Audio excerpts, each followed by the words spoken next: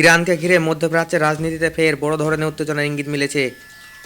ইসরায়েলের এক শীর্ষমন্ত্রী সাম্প্রতিক মন্তব্য নতুন করে আলোচনায় ঝড় তুলেছে।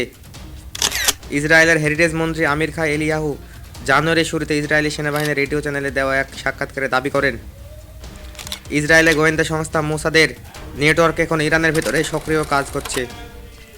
তার বক্তব্য অনুযায়ী ইরানের মাটিতে এমন কিছু এজেন্ট রয়েছে যারা ইসরায়েলের হয়ে বিভিন্ন ধরনের গোপন কার্যক্রম চালিয়ে যাচ্ছে।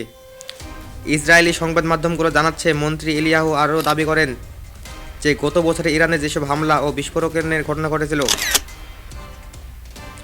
সেগুলো হঠাৎ করে ঘটেনি। তার কথায় সেসব অভিযানের আগে থেকে ইরানের ভেতরে প্রস্তুতি চলছিল।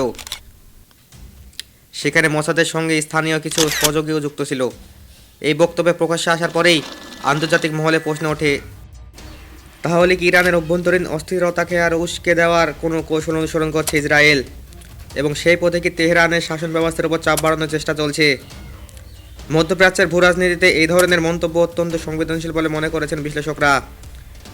তবে এখন পর্যন্ত ইরানের সরকার বা আন্তর্জাতিক কোনো নিরপেক্ষ সংস্থার পক্ষ থেকে এই দাবিগুলোর বিষয়ে আনুষ্ঠানিক কিছু বলা হয়নি।